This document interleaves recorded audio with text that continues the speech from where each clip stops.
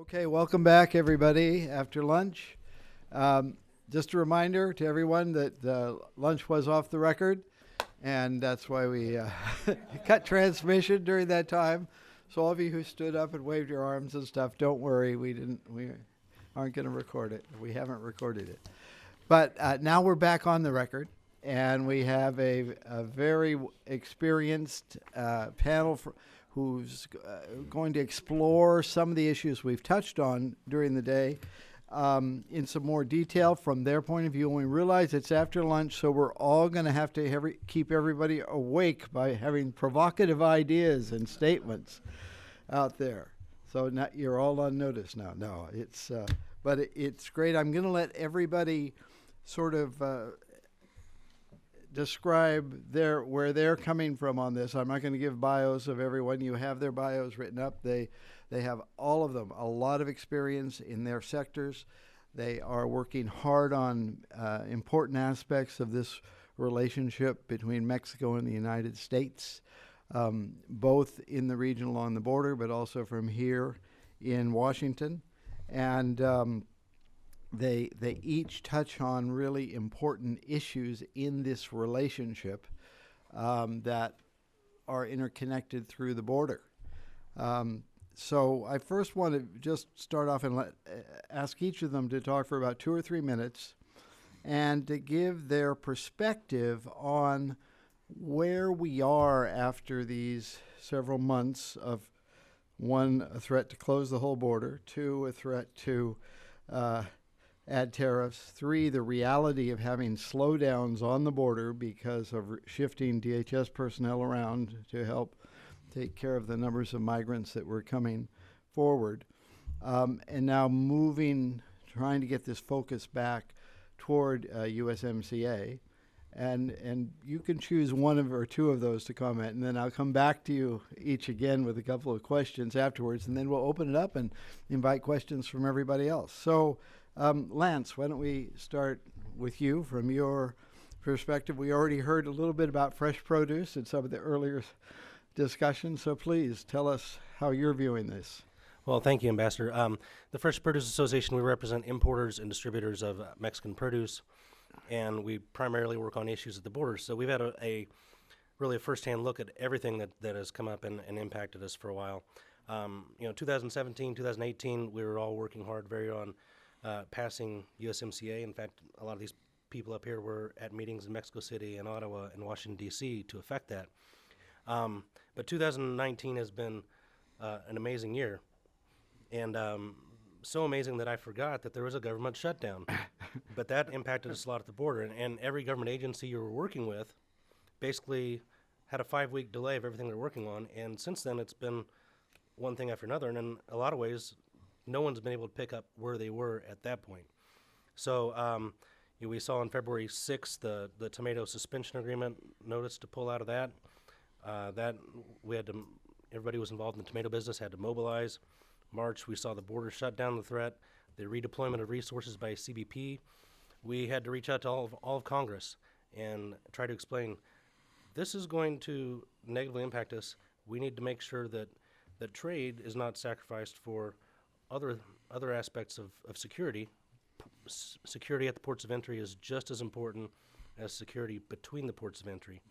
And since then we've seen efforts, and I think the trade community has responded, Congress has responded, and we've seen bills to add more CBP officers. We need that.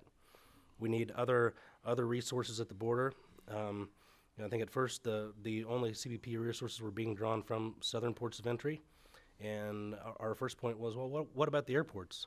What about the seaports? What about the northern ports? You can't just pick one area and say, well, that's the only area that's going to get hurt. So beyond that, we've seen May 7th, the tomato duties went in effect. Now we're at 17.5% duties on Mexican tomatoes. When the tariff threat came up, about $12 billion in produce comes in from Mexico. That would have equaled at 25% tariffs, $3 billion in tariffs just on what we eat. So that constitutes a food tax. And in the meantime, we've had these issues with seasonality that we've talked about. So that's just a glimpse into what we see at the border. But we can't stop and think that we can't move forward, because there's a lot of things that we can move forward on. And, I look forward to talking more about those later, but there's a lot of very cool ideas that are going on at the border: unified cargo processing, non-intrusive inspections. How do we invest in coal facilities to make ourselves better and deliver more produce at a better quality? I mean, so I would say that we've had adversity, but if we take the right approach, the future still is bright. Thank you. Thanks very much. So, Sergio, you've been working at this for a while, representing Mexican businesses up here in Washington. You're now here permanently. Congratulations on that. So, what's it look like from that perspective?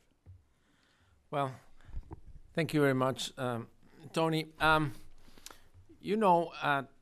25 years ago, none of us would have imagined that the NAFTA would have been so successful in promoting trade, investment, in developing these value chains, in making North America more competitive. And we definitely failed into communicating the benefits of this to our communities, and we are paying the price today. I mean, we as Mexican private sector, that's the main reason we are now here on a permanent basis, because we have a responsibility to contribute to informing stakeholders here about what the benefits for the U.S. economy are about having an efficient border with Mexico and an efficient relation with Mexico. When the world has changed so much in the past 2 years. I mean, when TPP negotiations started, the Mexican private sector's first reaction was defensive. We said, oh, well, there's Vietnam there's Malaysia, competitors in the industrial sectors, there's Australia, New Zealand, competitors in the ag sectors. Maybe we shouldn't be there. But very rapidly, we realized we are part of the value chain of North America. We share production between our three countries. There's no way the U.S. can engage in an initiative such as that and Mexico not being part of that. So we joined TPP. Then when the U.S. started discussing U.S.-Europe negotiations, we lobbied for a clause that would have a quick accession for Mexico once that agreement was done. And we were on that track, and suddenly 2 years ago, things changed. U.S. withdrew from TPP, threats of withdrawal from NAFTA started, and then we engaged in a very atypical negotiation of the USMCA. Do no harm was one of the main slogans for that process. I think we succeeded in that negotiation. As any negotiation is not perfect, but we fully endorsed that process, and we are fully or all in supporting its approval. As you all know, yesterday, and Ambassador mentioned, our Senate ratified the agreement, and we are there, because one of the main elements that this agreement provides to us is the certainty to do business, is the certainty to continue making North America the most competitive region in the world, at the end of the day, to provide better job opportunities to our community. So I would just like to finish my first comment saying that there's a big cloud out there, and that is this threat of the tariffs. I mean, because it attacks the heart of the USMCA, which is certainty. I believe we should move forward as soon as possible, putting into force the USMCA, but it is very clear for us that our agenda will have at some point, when it's appropriate, and you are the expert here on U.S. politics, I'm not, but at some point, this issue of the tariff threats has to be addressed, because if not, we will not be able to reap the full benefits of the USMCA. Thank you very much. So, Linda, you, of course, working for National Association of Manufacturers, have a very broad area of attention. But as you look to the connection southward and think about that as part of this whole in North America, what have your perceptions been?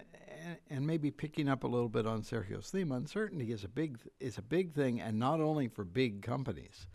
It's even bigger maybe for small companies that are very dependent on smaller margins, They're dependent on these supply chains that go on, and they are quite subject to having to pay the ultimate cost, really, if those tariffs go up, and it's actually taxing their business. So maybe you could talk about that a little bit. That's exactly right, Ambassador. So for those that might not know, the NAM is the oldest, largest manufacturing association in the United States. We represent manufacturers across all 50 states, all sectors. 90% of our manufacturers are small and medium-sized businesses, and so care deeply.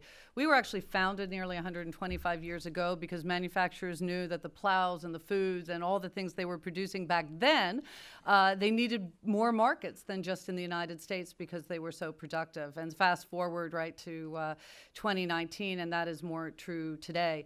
There is no closer relationship than what we have with our North American partners, Canada, but of course Mexico. We estimate that there's about 1 million jobs in the United States in manufacturing that depend just on exports to Mexico, and that's not counting the partnerships when we send you our bottles and you put great things in them like beer or tequila and we bring them back here, right? That's jobs and manufacturing and very good times for all of us.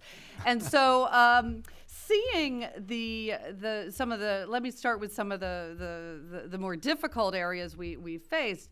This uncertainty about the border, so the redeployment of CBP officers out of the southwest border, to deal with immigration. And let me be clear, I'm the trade person at the NAM, but immigration is a big focus for manufacturers, and we have called for a solution to what are deep immigration issues and crises at the border. We think Congress has a lot to do, and we appreciate what the U.S. and Mexico came up with.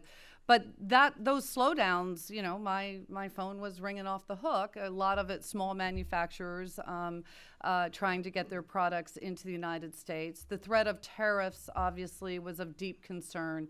Again, there's a need to deal with immigration. The U.S. has its own responsibility. We have a plan, a way forward to talk about that, and are very focused on those activities. But that element of uncertainty, manufacturers will be holding back capital investment, holding back new hires. And that is one of the reasons we are absolutely prioritizing passage of the USMCA this year. It is our top legislative priority, bar none. We are up on the Hill every day. We are out in the states every day to make the case for an agreement that is better in so many areas, whether it's modernizing digital rules and innovation and intellectual property, to better rules at the border, to stronger labor environment provisions, all now subject to dispute settlement. I think there's no question that this agreement has moved us forward in so many of these key areas where manufacturers are looking for. And let me just end on a slight positive. We've had all these other uncertainties and issues, but we still have a process in place right now to move USMCA forward. We had a very good report from the U.S. International Trade Commission on this agreement, even though there weren't a lot of changes on tariffs or new market opening in that respect. We had the removal of the steel and aluminum tariffs between Canada and Mexico, and then their retaliation on our exports. That was a very important positive to a lot of industries, and folks up on Capitol Hill are looking at this.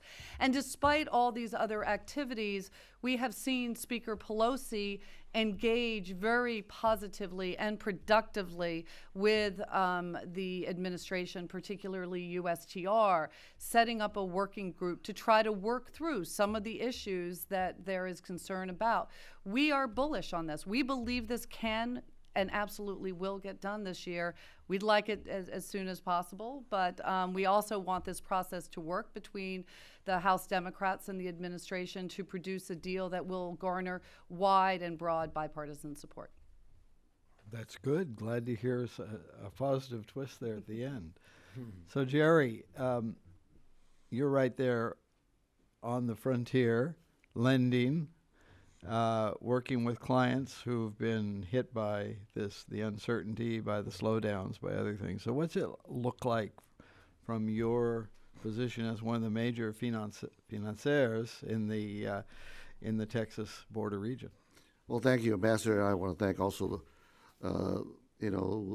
BTA and the Wilson Center also for inviting us to be here. But I want to, my story is more as a banker. For almost 4 decades, I've been doing this in Laredo, Texas, my hometown. That's where I grew up. My life has been there. So I've been living this, the good things and the painful things that have happened as a result of what comes out of Washington. So my response to your question is no, no, and yes. No to shutdowns, no to tariffs, and yes to USMCA. And having sat in the same seat that Paola Avila, current chairman, is sitting right now. I sat in her role in 1992, 1993, when we were trying to get NAFTA 1 passed, and we were telling the same story. Back then, we were actually talking about shutting down the consulates along the border. And back then, we were talking about elimination of tariffs that would really change the picture of what the border was. And if you look at the trade policies of our country, and especially trade agreements, the focus had been jobs and protecting some of these major sectors, which are steel and textile and agriculture. Well, at our end, we're doing the same thing right now. My picture of the border back in 1992 had double-digit unemployment rates. Brownsville was about 15%, Laredo was 12%, but other cities in Texas also had similar unemployment rates. That was back in 1992. My company was less than $1 billion as a bank. We're now a regional bank. We're now $12 billion plus. So the picture of saying that NAFTA has been good or USMCA will continue to be good, we live it every day. We're a vivid picture of what NAFTA, the benefits of trade agreements with our neighbors to the south have been.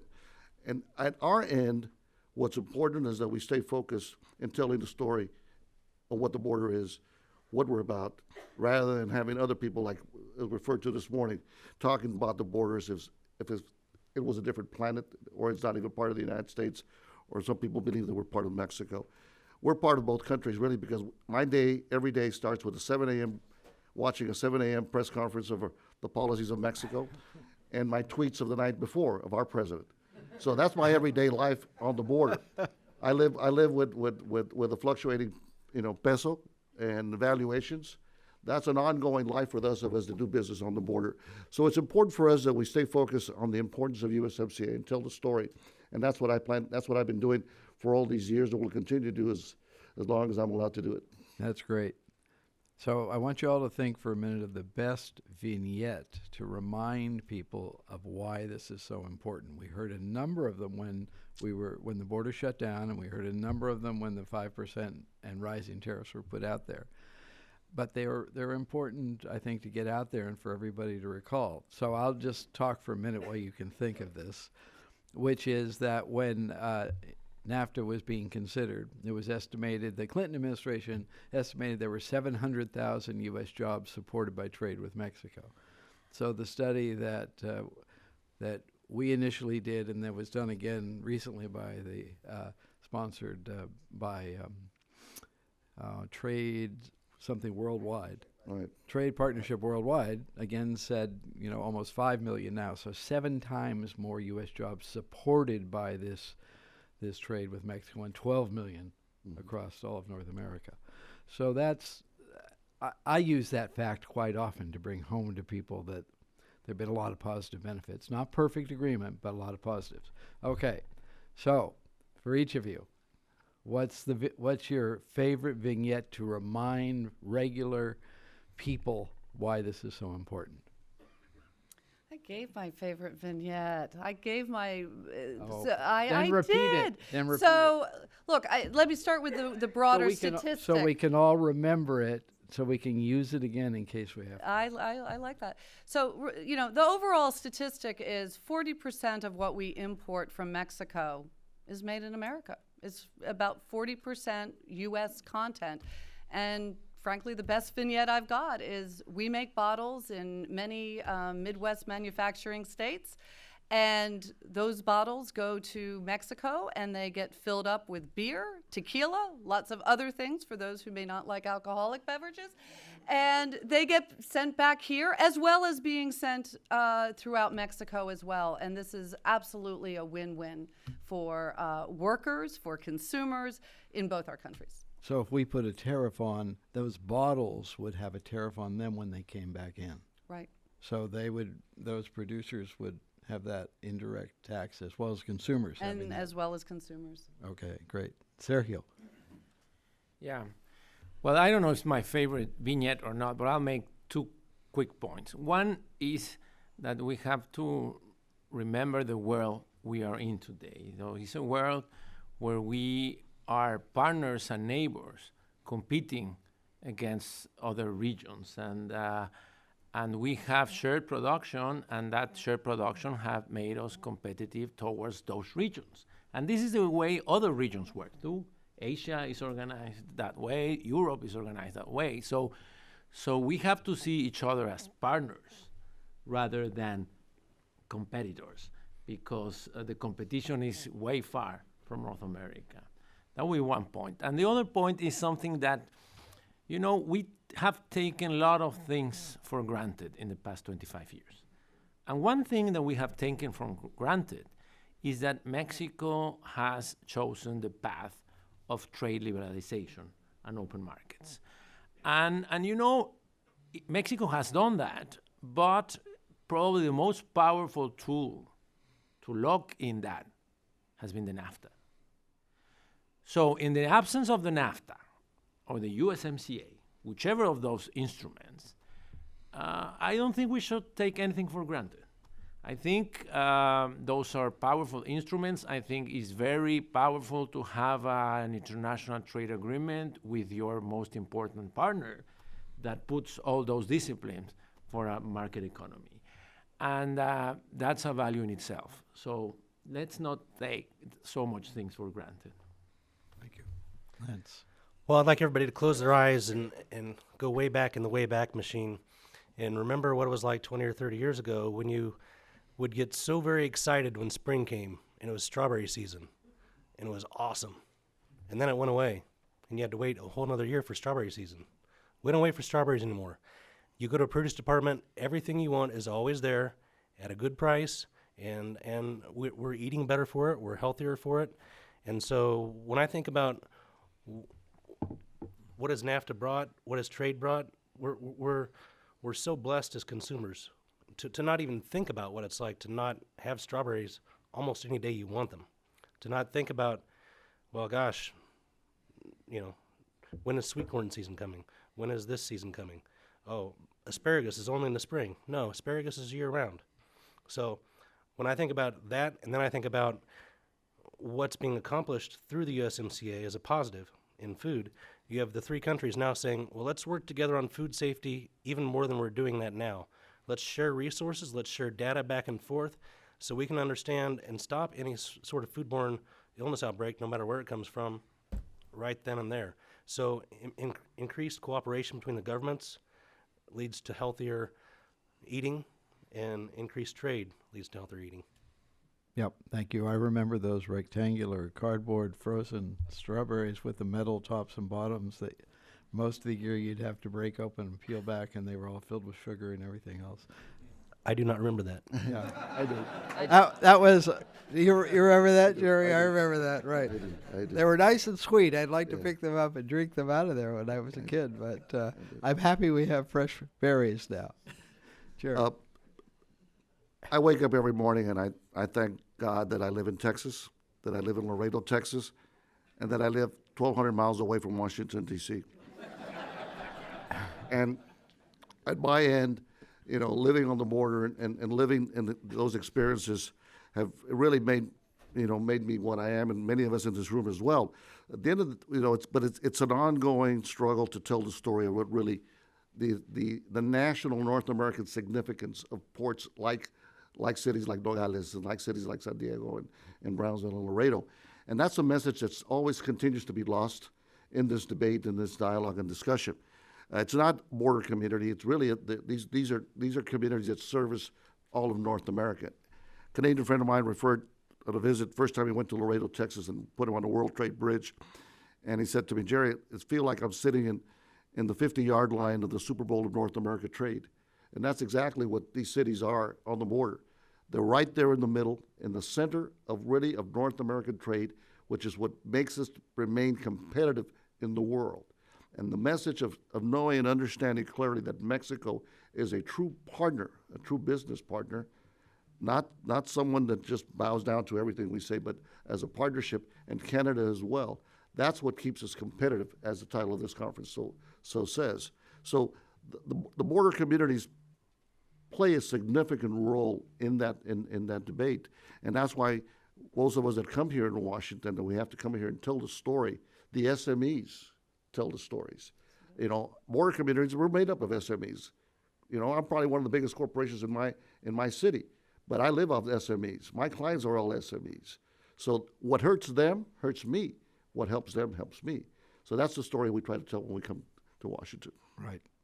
And if we get this new USMCA passed, there's a lot of benefits in there for smaller businesses. Absolutely. To take and advantage absolutely. of. And that's why the process of the negotiations, when you're talking about, you know, USMCA going from basically a 22 chapter to a 33 chapter agreement, it's improvement of what we had before. And it's, you know, it's not a perfect agreement, but every agreement in history has been better than the prior agreement. We're making it better. Keep in mind that 25 years is nothing. 25 years ago, Apple was a fruit. Google is something that we just Google around in class, right? And Amazon was a river, and then Brazil.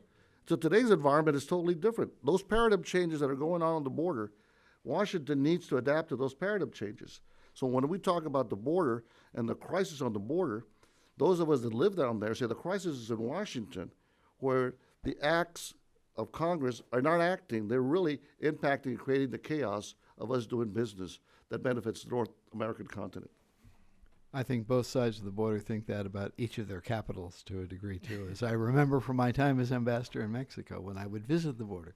Mm-hmm.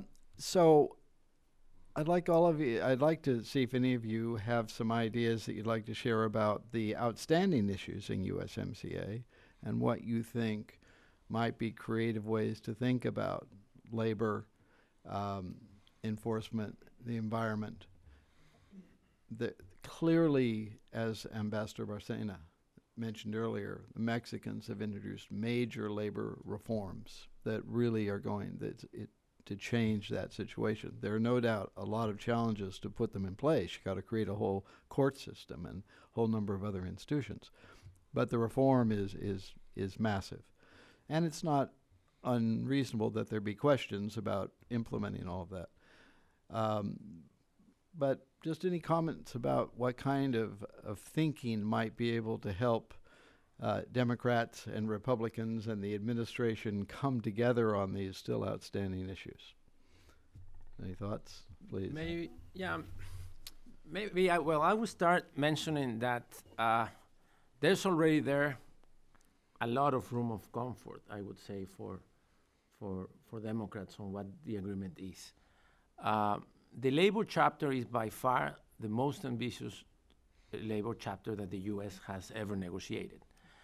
I mean, you have several elements there. First of all, you have the very solid and great change that the labor reform is, and that is locked into the agreement. So if a future administration in Mexico would like to change or backtrack from the labor reform and the USMCA is enforced, that would not be possible because it would be breaching the commitments with the US and Canada. And in addition to the labor reform being locked into the agreement, you have a very solid labor chapter. You have a dispute settlement that is not only the same for labor, environment, and trade, but you have the most flexible procedure to present labor cases ever had in a trade agreement. The standard of proof to present a labor case into a panel is quite flexible. Never been before like that. So I will not bore you with all the elements, but it is really a very ambitious labor chapter. What we have been hearing and we've spent a lot of time this past month in Congress working very in a cooperative way with Democrats and Republicans. And what we've been hearing is a concern about enforcement. And our answer, and Ambassador Barcena mentioned it in this morning, has been that the most efficient tool, and enforcement is by the way, a very logical concern. and we understand that concern. And our answer is that the most efficient tool to address enforcement is the dispute settlement within the agreement. And if we are able to correct the couple of flaws that are there in that system, then we will really have a very efficient tool to ensure enforcement. The labor law is, the labor reform is part of the agreement, and if the dispute settlement is strong enough to ensure enforcement, then I think we can address very fairly such concern. And the same applies for environment. I mean, this dispute settlement will also provide enforcement for a very strong chapter. And on medicines, it's difficult for us to pronounce ourselves because it's more a local discussion. I mean, to be fairly honest, this is a battle that Mexico lost in the negotiating table. We didn't want it 10 years. We accepted those. We are very attentive of what the Congress decides to do. The only concern that we're raising there is that we very much underline that it is very important not to unravel the negotiation, not to open the text. We think it's very important to keep the text closed. We have an administration already sent that to the Senate. This administration did not negotiate this agreement. It was negotiated by other administrations. So I would certainly see a lot of people in Mexico raising their hands and asking for some fixes if they see the light for a fix. So whatever we do is our belief that we should keep the text the way it is. Thank you, Sergio. Others? Just a few thoughts. First and foremost, we've done, hundreds of meetings up on Capitol Hill, particularly on the Democratic side in the House, in a lot of contact with both the House, the Senate, the administration. There is positive intent. There is a willingness to engage by all these parties. And I think that's important, right? I think that is absolutely important. We believe that the process that Speaker Pelosi has set up working with USTR can produce outcomes here. At the same time, I do think, similar to what Sergio has said, we need to understand what's already on the table. And I remember working on Capitol Hill and looking at and reviewing the original NAFTA. Labor and environment were side agreements, right? Enforce your own law. No real dispute settlement, certainly not on anything like collective bargaining or those types of worker rights. And fast forward, we have an agreement with a very specific labor chapter labor annex that the Mexican government has adopted, the most massive labor reform legislation that we've seen. They are committed to adopt and implement, not just enforce their own law, adopt and implement in their local law the environmental standards of mutually agreed environmental agreements, of core labor rights that are respected at the International Labor Organization, all subject to dispute settlement. We've come a long way.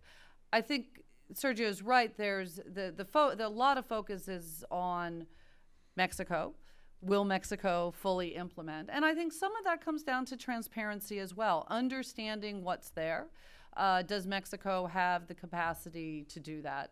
There was, as you all know, a very senior staff delegation that went to Mexico that met with the Mexican government. I heard they had a very good reception, and they went into these issues. And I think there's a strong desire to work and get there. I think our two thoughts in terms of how to proceed is let's try to do this more quickly. This agreement was signed last year. There's been plenty of time to review it and get into the details. Took maybe a little bit of time to get to the table. But we'd like to see this process move quickly because delay causes uncertainty, and we'd like to try to move this as quickly as possible.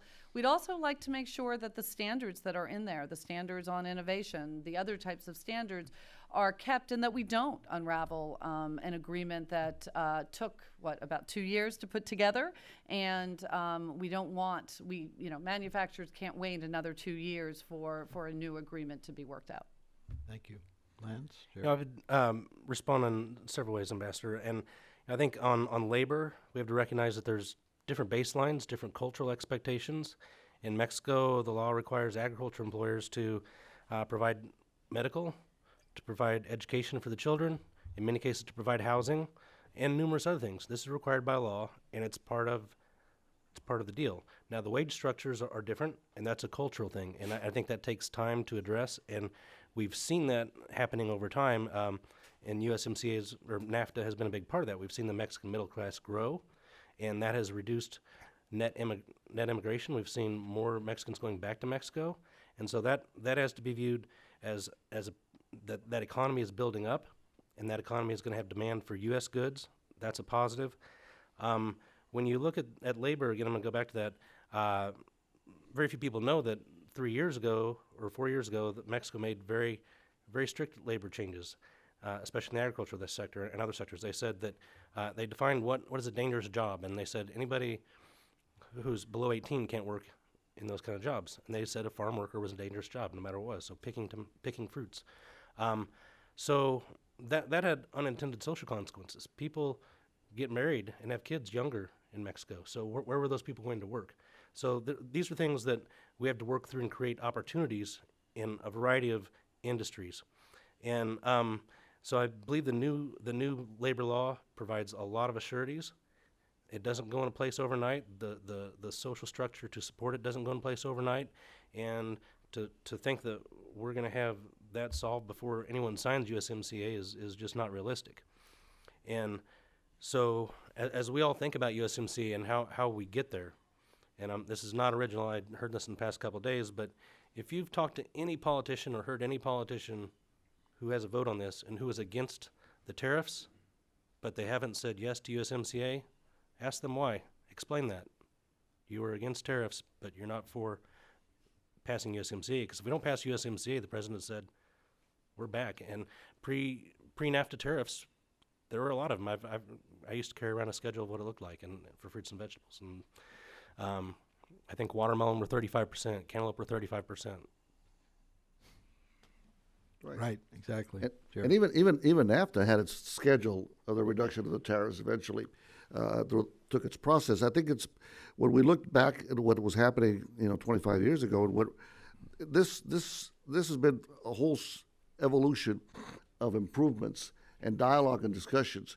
We in the private sector back then were not as involved as we were. We were involved as a coalition, but we were not necessarily maybe at the table in being part of the negotiation. We didn't just have a meeting and talk. What do you like? What do I like? This goes back to what was going on during the TPP process, where you're actually having ongoing discussions about trade agreements in general. So when we looked at USMCA, what we were working on in the rounds, Lance was there on the ag side, is that we wanted to make sure that this agreement was going to be an improvement of NAFTA. And I also agree with the earlier comment. It wasn't a bad agreement.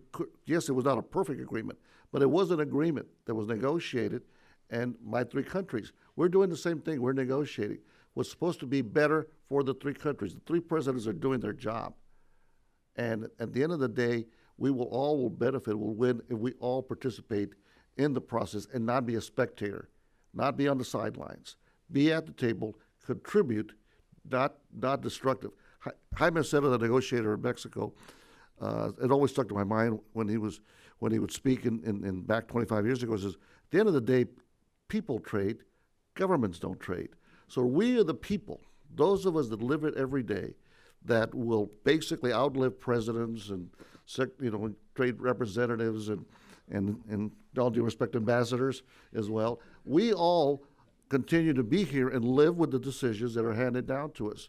So our geography is our destiny. We control our own destiny on the border, and we've been part of contributing to that North American competitiveness. Jerry, you're exactly right.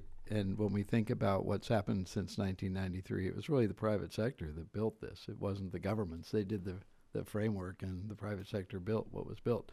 So one more quick question from each of you, then we'll go to the crowd and invite comments from our fellows here. If we get USMCA done, what is the one thing you would like to see us do next? I think as has been mentioned a couple of times, there's a lot of competition going on internationally in the world, and Sergio was saying that we need to think about that. But I'm going to start on the other side now and say, what would you like to see us turn our attention to if we can get the votes that we need in the U.S. Two things I'd like to see. Number one, I would like, and I see it right now, that the ongoing dialogue of our business negotiations, of our trade negotiations, be ongoing, not just every 5 years or every 10 years, but we have continuing dialogue. We have, through the U.S. Chamber and the coalition, the U.S.-Mexico CEO dialogue, and we have the U.S.-Mexico Business Council. It struck me a few years ago that the U.S. Chamber had all these U.S. ex-country councils, but we did not have, even after NAFTA, a U.S.-Mexico Council or a economic council or a U.S.-Canada. So those are the kinds of things that when we went back in NAFTA, went back home and worked, and we need to have that continuity and that ongoing dialogue, right. And that's an important, to me. That's an important element. The other element is that I think we should work with Congress in making sure that whatever trade policy we have, that there are no other, I guess, issues out there that like, an executive authority to impose a tariff that really puts in question what we work so hard to do, a trade agreement. Because the message that we'll send to the world will be nobody wants to do business with us, or they won't trust us.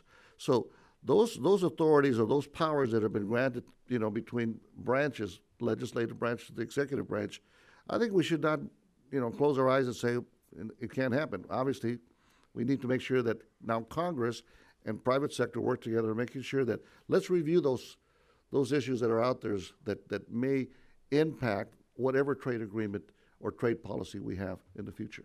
Great, thanks. Lance? Well, Jerry, I think the second thing you said I agree with wholeheartedly, and I think that's probably the most important thing.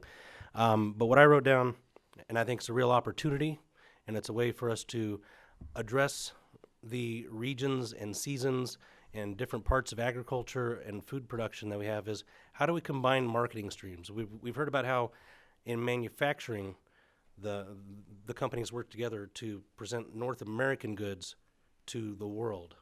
Now, we can do that through produce, and there's a few examples of that.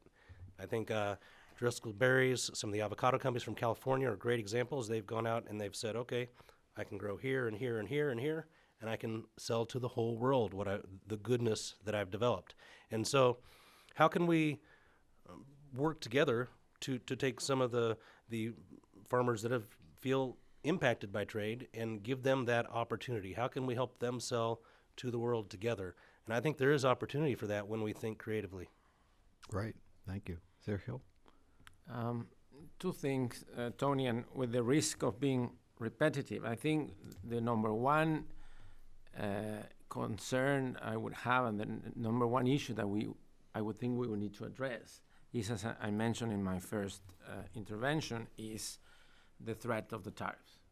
Because again, it goes to the heart of the USMCA, which is certainty. So if we do not address that, then we will not be able to reap the benefits of the USMCA. Mm-hmm. And number two, I would say we have a lot of work to do. And here I take the opportunity to thank Duncan and Christopher for the opportunity to be here. We have a lot of work to do in terms of sharing with stakeholders in Washington and outside Washington the benefits of free trade and the benefits of what we're doing.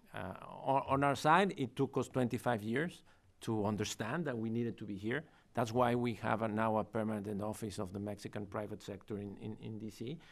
But I think once this process, I hope it will get in the short term to a successful end, and we have a USMCA in place, we should continue systematically and permanently working on this front, because this is the only way we can promote and we can ensure that we can have this free trade and this economic region competitive for a longer term. Thank you. Linda? A few issues. First and foremost, we need to set our minds at fully implementing the agreement that we've reached and is ratified. There are items in this agreement, some of the regulatory cooperation pieces, some of the sector regulatory issues, which are near and dear to the heart of manufacturers and the agricultural and food communities as well. We need to continue to do more of that to streamline the trade between ourselves and Mexico and Canada, of course, as well. The agreement provides, as we all know, this review mechanism in every few years, and the possibility of changes or all of that. We need to do a better job every year, every month, every week of cataloging what's working, what can we improve, how can we be the agents for solutions, but also how can we be sharing more about the benefits and the positives. I think our business sectors are well aligned, but there's more absolutely that I think we're committed to doing. And then my fondest wish, my biggest wish, and broader than all of us is I really believe that the three countries need to work together to solve the problem that is the broad rules-based global system at the WTO. We need to figure out ways to preserve, strengthen, and modernize that system, because if we don't, we will have our North America enclave, but we will have a global economy that will be very hard for all of us to deal with. So we need to make that a priority as we go forward. That's great. So I'm going to take the prerogative to add one more item, which is the whole idea of competitiveness globally. There's a chapter on competitiveness in this agreement, and it's going to set up a working group, Council on Competitiveness, and that can do all sorts of things. One thing that we at the Wilson Center have looked at is training our workforce, because one thing all three countries are going to face is a changing future of work, and the changing ability of all of us in this room and all of our children and our grandchildren to be able to function in this new workplace. And we can work together and learn from each other as new technology sweeps through. And it's much better if we do that learning together, best practices across the continent. So with that, please, questions right here. Sam, right next to you. Thank you. Sam Vale, and I have this question primarily for Sergio, but Ms. Dempsey, I think, can add to it. The 2 times when we were in Mexico City, and we were one of the sponsors of a dinner there when this CODEL went down there, we got the same information in Mexico City that we got yesterday from Speaker Pelosi's staff, which basically is they want proof somehow that the labor agreement will be enforceable. Now, I don't understand how you can do that. I really am mystified at that question coming up in these 2 different time frames, because the law was passed within a day or 2 of this visit. Right? In fact, almost when they were still in Mexico City. So what do we do to next step this? Because that's a battle we're facing right here in the next few weeks.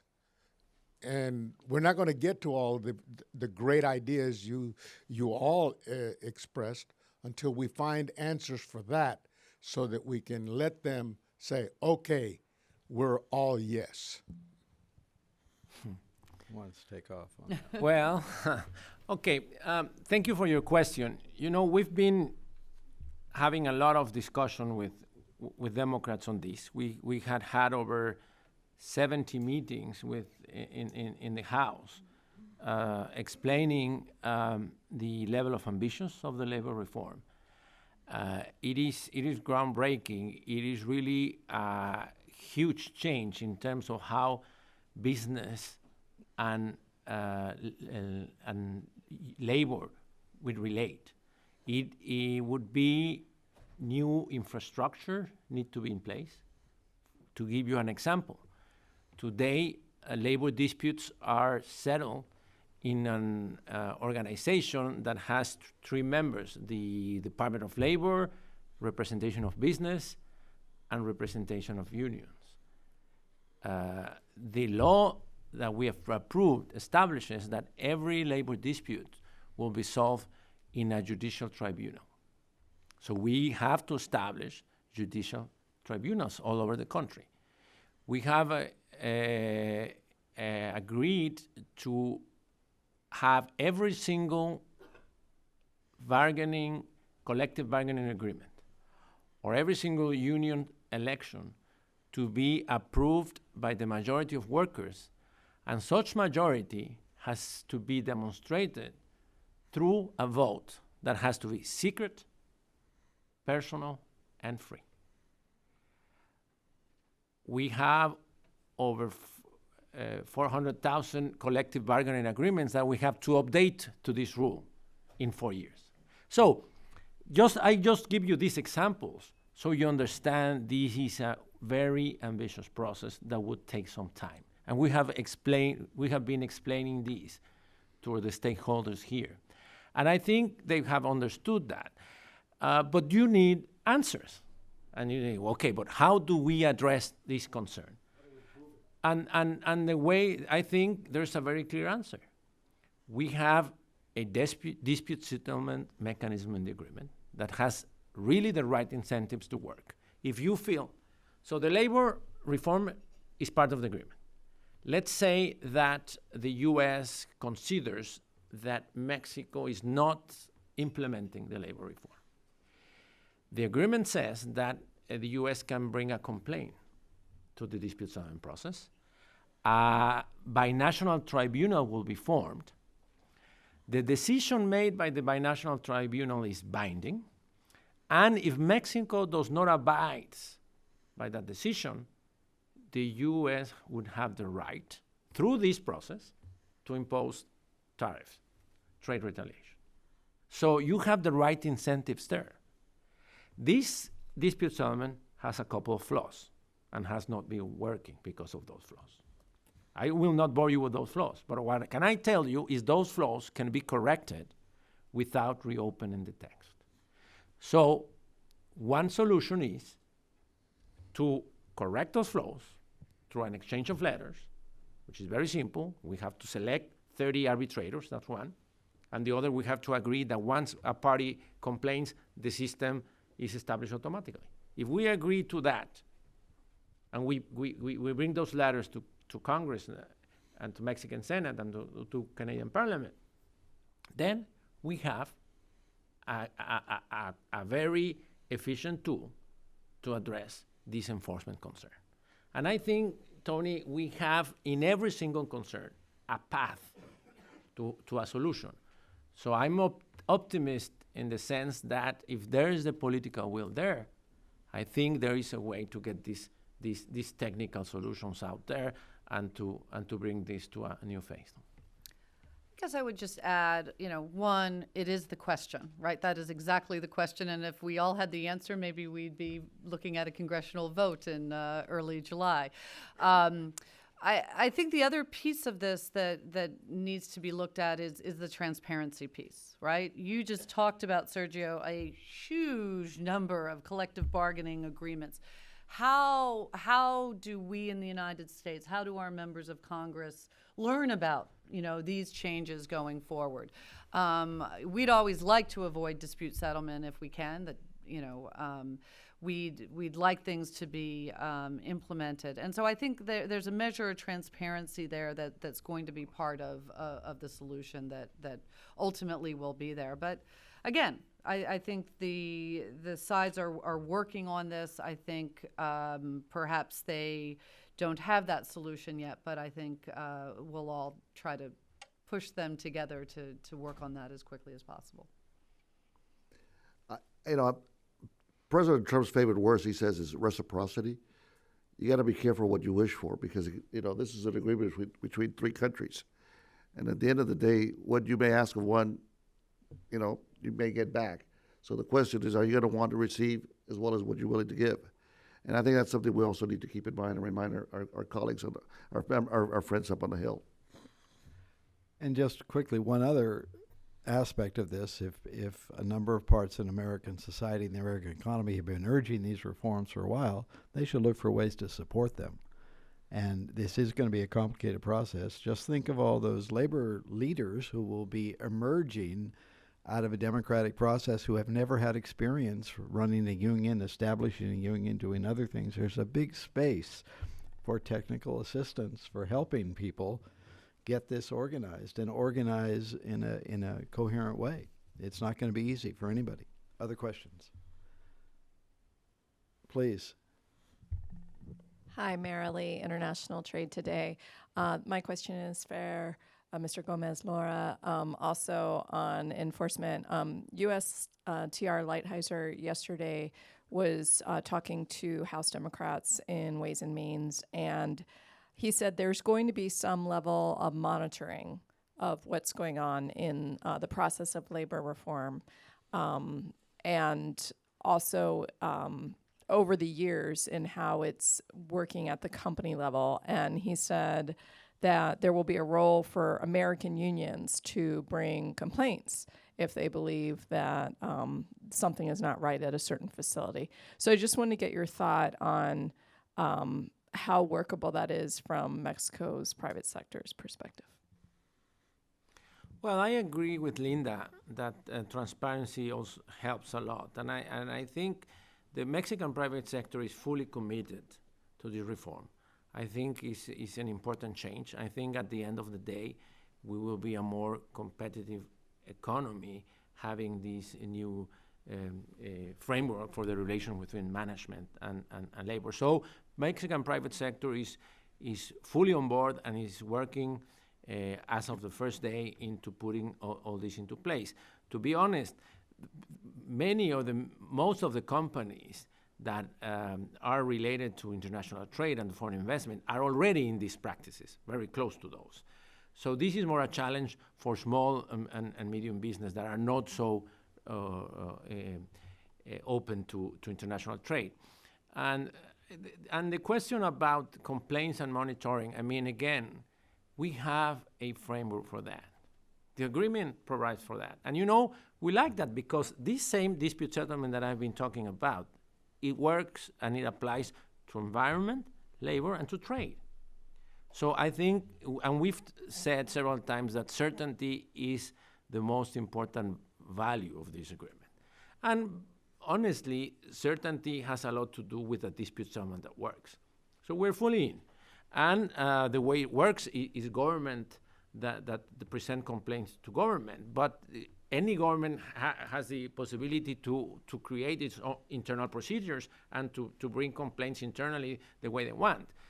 But the U.S. government has the right to put a complaint to the Mexican and Canadian government if the agreement is not being enforced in any matter, trade, environment, and labor. Okay. Another question? Okay. Well, thank you all very much. It's been a great pleasure for me. Thank you for being here.